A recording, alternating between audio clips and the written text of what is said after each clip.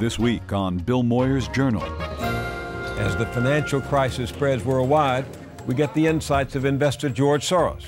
Non-intervention has led to a point where the government has to practically take over the banks. A little more government oversight earlier could have saved us that trouble. And the campaign gets ugly. The notion that we would impugn the integrity of a person running for president on the other side, question their patriotism, that is unacceptable.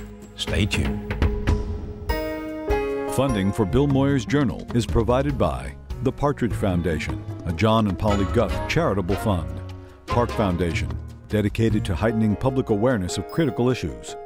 The Kohlberg Foundation, the Herb Alpert Foundation, Marilyn and Bob Clements and the Clements Foundation, Bernard and Audrey Rappaport and the Bernard and Audrey Rappaport Foundation, the Fetzer Institute, the John D. and Catherine T. MacArthur Foundation, the Orfila Family Foundation, the Public Welfare Foundation, and by our sole corporate sponsor, Mutual of America, providing retirement plan products and services to employers and individuals since 1945. Mutual of America, your retirement company.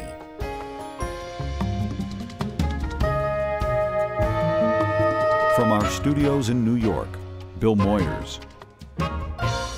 Welcome to the Journal. You're not alone if you're worried about the financial meltdown. So is George Soros, my first guest, one of the world's best known and most successful investors who makes billions in times of boom or bust. He's been warning for years of a financial meltdown fueled by easy credit and sleepy regulation.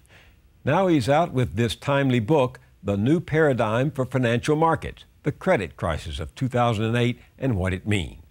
In the interest of full disclosure, you should know that I served 3 years on the board of George Soros' foundation, the Open Society Institute, dealing with such issues as a free press, the rule of law, and human rights.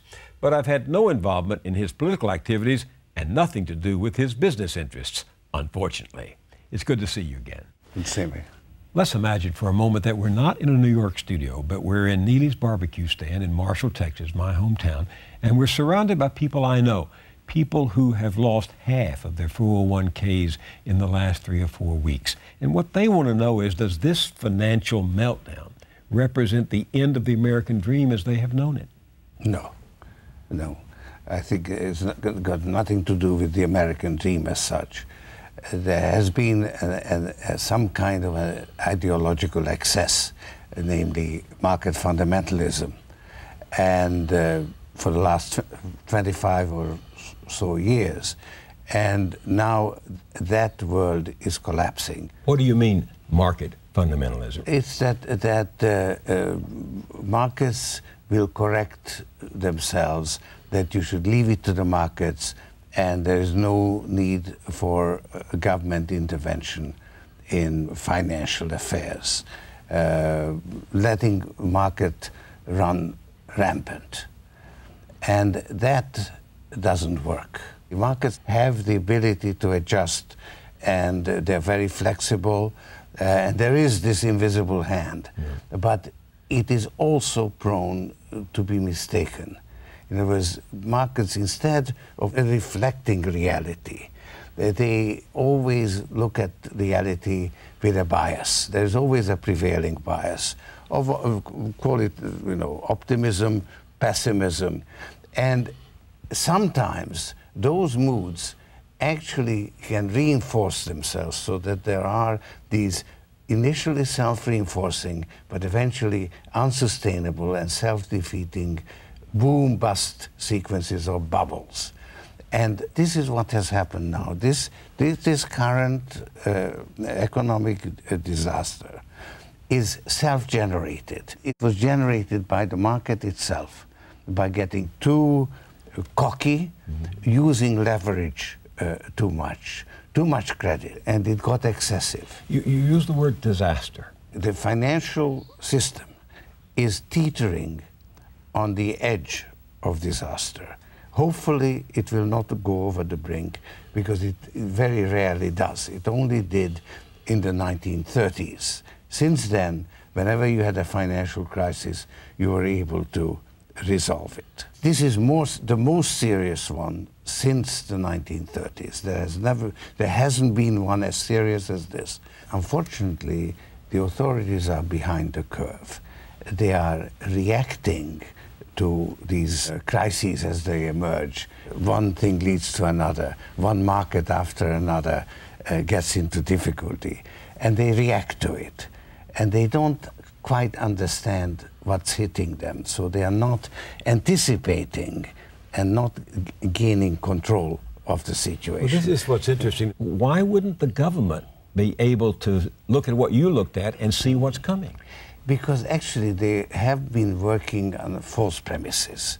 This sounds very strange, but there's been this development of this belief of market fundamentalism, and particularly the idea that markets always revert to the mean, and deviations from the mean occur in a random fashion, and you can calculate it, and you get a nice distribution, and you can anticipate it, and based on that you can manage your risk.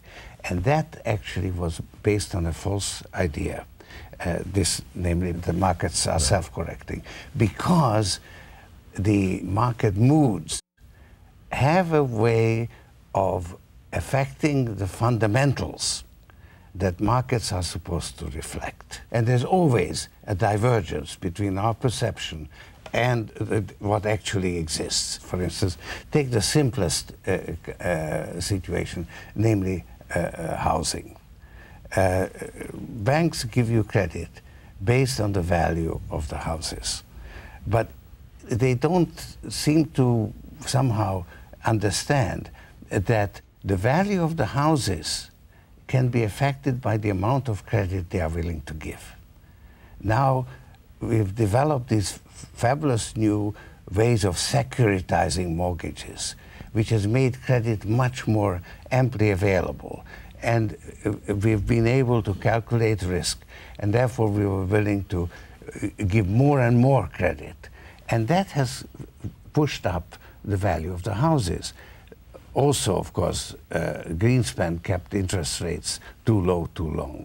And so you had very low interest rates, easy credit, and house prices have been appreciating at more than 10% a year for a number of years.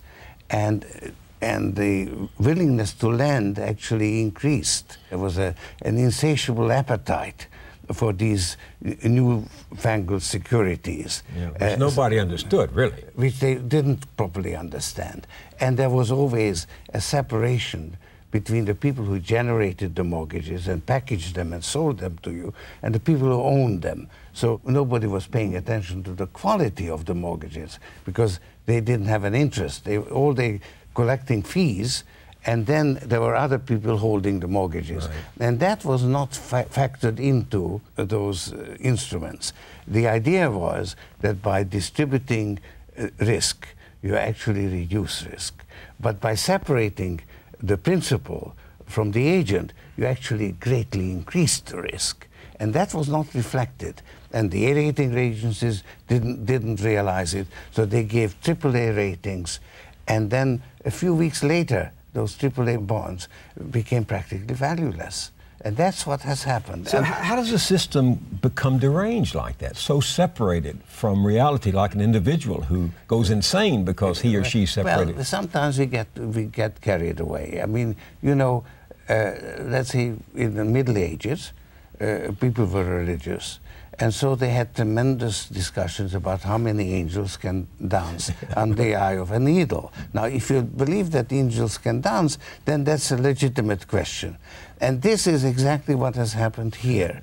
You thought that you could slice and dice and engage in this kind of financial engineering, and it became very, very sophisticated, and it got carried away. What happened that we lost control? There was a failure of regulations because they couldn't understand these new instruments. But they said, oh, well, the banks have very good risk management techniques, so we leave it to them to calculate their own risks. And you see, it wasn't only in the housing market. There were all kinds of other financial instruments. So there was not just one bubble. I describe in my book, there is the housing bubble. But this housing bubble, when that burst, that was only the detonator that exploded the bigger bubble, the super bubble, which is this 25 years of constant credit expansion, using greater and greater leverage.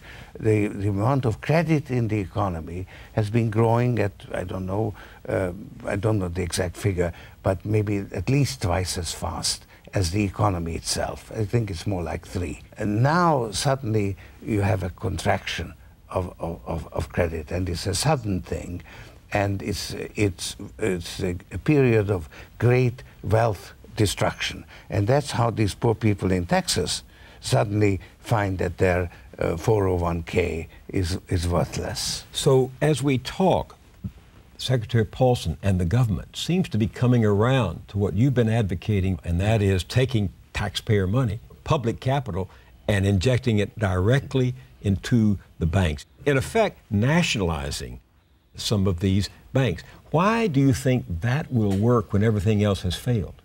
Well, unfortunately, because they are delaying it, it may not work so well, because there's a certain dynamism, and they're always behind the curve. So there are many things that they're doing now. If they had done several months ago, it would have turned things around. This is a very gloomy assessment. You're saying that everything they're doing is coming too late?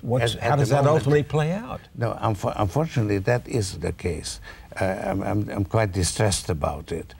I hope that eventually they'll catch up. We are determined to put the money in, not to allow the financial system to collapse. And that's the lesson we learned in the 1930s. It's an important lesson. But because we are behind the curve, the amounts get bigger and bigger. If we had understood it earlier, we could have brought it to a halt perhaps sooner. But we've got still a number of things to do. And this idea, you see, of just buying noxious instruments off the balance sheet of the banks was a non-starter. Because but that was the idea. But it was a wrong idea. But this is disturbing, George. If everything we're doing keeps accelerating the downward negative feedback and isn't working, are you suggesting, can one insinuate from what you say that we're heading for 1930? Hopefully not. But we are heading for undoubtedly very difficult times. This is the end of an era, and this is a fact. End of an era. At the end of an era. Capitalism as we have known it? No. Hopefully capitalism will survive. But the sort of period where America could actually, for instance, run ever increasing current account deficits. We could consume at the end 6.5% more than we were producing. That has come to an end. So what do we do now? We are probably at the height of the financial crisis. I think it can't get much worse. I think it could get a bit worse yet, but then you have the fallout in the real economy. We're in a downward spiral. We are in a downward spiral. How long will it go on? Look, the one thing that my theory says is that you can't predict the future, because the future depends on how you react to it. So if we do the right things, then things will be less painful. If we do the wrong things, they'll be more painful. Now, so far, we've been doing the wrong things. I very much hope that we'll have a different government in a few months, and they'll be doing the right things. Well, don't be shy. What do you think the new government should do? Well, first of all, you have to prevent housing prices from overshooting on the downside the way they overshot on the upside. You can't arrest the decline, but you can definitely slow it down by minimizing the number of foreclosures and readjusting the mortgages to reflect the ability of people to pay. So you have to renegotiate mortgages rather than foreclose. And you provide a government guarantee but the loss has to be taken by those who hold the mortgages, not by the taxpayer. You mean the homeowner doesn't take the loss, the lender? No, the homeowner needs to get relief so that he pays less because he can't afford to pay it, and the value of the mortgage should not exceed the value of the house.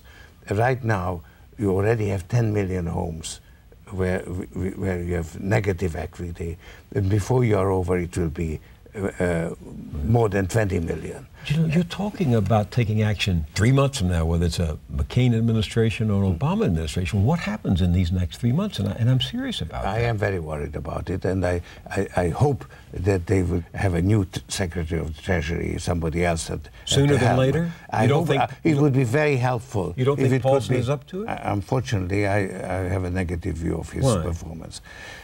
Because he represents the very kind of financial engineering that has gotten us into the trouble. And that this buying of the noxious things was buying the bad assets. That was his first idea. Yeah, that was, and before that he wanted to create a super civ special investment vehicle to take care of the other special investment vehicles. That didn't fly, and they are now within